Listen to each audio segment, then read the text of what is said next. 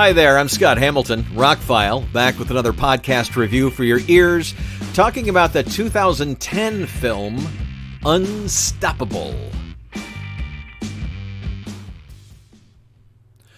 I'm going to be very glad when Hollywood gets back to producing as many things that I can go to the theater and see that they were before the pandemic.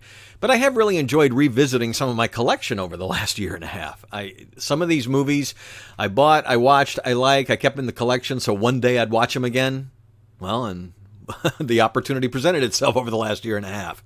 So this is one of those movies I remembered fondly. I really enjoyed it. The person I watched it with at the time thought it was okay. It's kind of a disaster movie, and it is based on a true story. But, oh, please. The other day I was talking to somebody about those based on a true stories, and they went off on a tangent. Well, they always embellish them. Of course they do.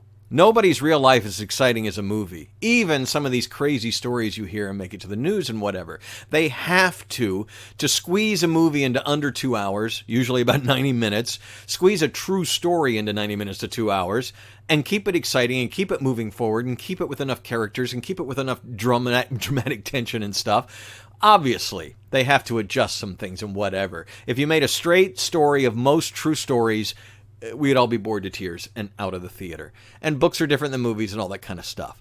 So when you get Tony Scott, obviously you're going to get somebody who's very visually, he's made several movies, and this was, by the way, his last movie. He made several movies with Denzel Washington. He is the brother of Ridley Scott. He just oozed style in his movies, if even more than Ridley. Ridley also has a deep intellectual undercurrent on the stuff he makes. And I'm not saying Tony doesn't, but his movies tended more towards popcorn fare, and remember when we were younger and you'd see a trailer and you'd talk to your buddies in school and you'd say, let's go see that this weekend, and you'd go and you'd buy some popcorn and you sit down, the lights go down, and you laugh and you hoot and you clap your hands, and when it's over you walk out and go, that was a fun time. And it wasn't really so much the movie, it was the experience of sitting there for 2 hours.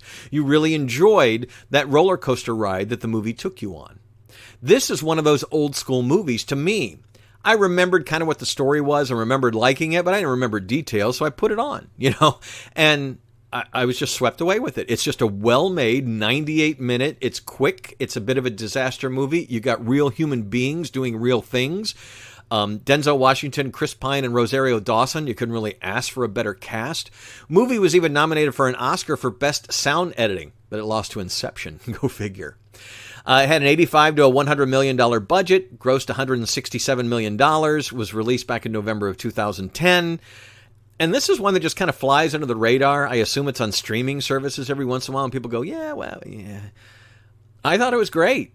This is the kind of movie that, to me, Indiana Jones was. The original Raiders of the Lost Ark was one of those movies where you just sat down and you just had a blast for 2 hours. And this, obviously not swashbuckling so much, but you got guys running on top of a train moving at 70 miles an hour and almost getting pulled onto the train, and trains getting flipped over, and obviously all of the set pieces were on the screen. There is, and I'm sure there was a lot, but there is very little obvious CGI. These are real train engines that they're on. I'm sure they weren't going 70, 80 miles an hour when they were filming, but it looks like they are, and it looks like they're on real trains the whole time, and when trains flip over, it looks like they flipped a real engine and things like that. That's why it cost $100 million to make this, because it's really a story of a couple of characters and what they do in some pretty closed environments, actually.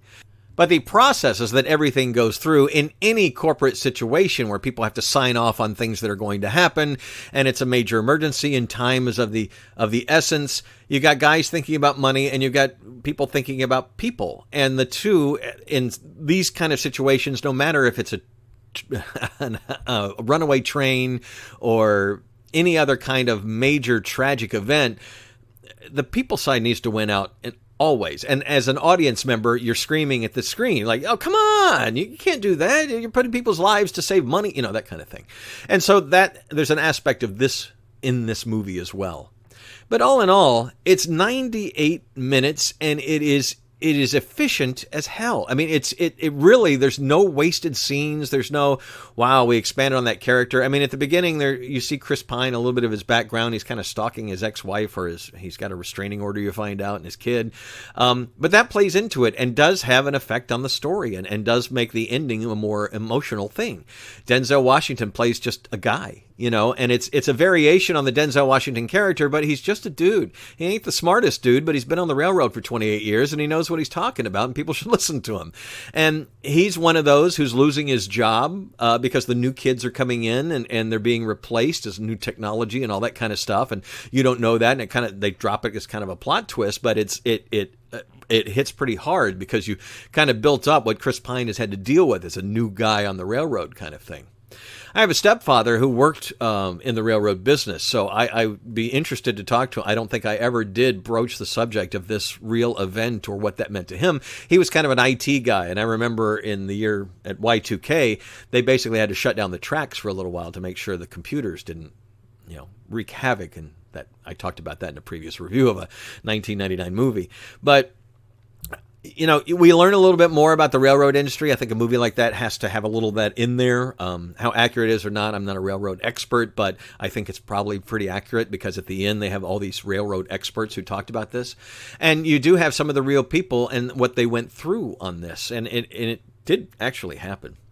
Nice that there's one screenwriter on this movie. I think that's another reason why it's highly efficient. Doesn't have a whole bunch of different subplots that don't lead anywhere. It's just, Tony Scott, this was his last movie. Unfortunately, he passed away about a year and a half later. But this, is a solid action flick, a solid popcorn flick, a solid movie that anybody in the family, including grandma, can sit down and watch it because it's exciting and it's tense. It's like those... Not that storyline-wise, but like The Fugitive was one of those movies when it came out with Harrison Ford that everybody in the whole family could watch. Air Force One. We're not making as many action movies for the whole family anymore. It has to be a Marvel or a Fast and the Furious for that. And then we're getting a John Wick for the adults, and we're getting some PG-13 for everybody else. I'm looking again for these mass appeal, popcorn munching, but well-made, well-acted, well-scripted, well-filmed movies. And it just seems like it has to be a big budget one to get those kind of themes and that kind of... And this was a fairly big budgeted movie at the time. But anyway, not getting off on a tangent about other movies. Unstoppable. If you've never seen it, watch this movie. It's, not the best train movie of all time, although Runaway Train with John Voight wasn't this good. I just thought it was highly entertaining and caught me by surprise because it was better than I remembered it being. There's no wasted time. There's no wasted elements. It flies from beginning to end, and it doesn't, you don't roll your eyes at impossible car stunts and things like that. It's all pretty grounded in reality, and I quite liked it. I'm glad it's in the collection, and I'll pull it out when somebody hasn't seen it because this is a surprisingly strong film from Tony Scott and Denzel Washington, Chris Pine, Rosario Dawson. Love their performances. Really enjoyed the movie. So if you haven't seen it, go check it out. I'm Scott Hamilton. I'm ROCKFILE. My website is therockfile.com. Please check it for links and what's going on. Like, share, and subscribe. I appreciate it very much. Thank you for listening. Have a spectacular day.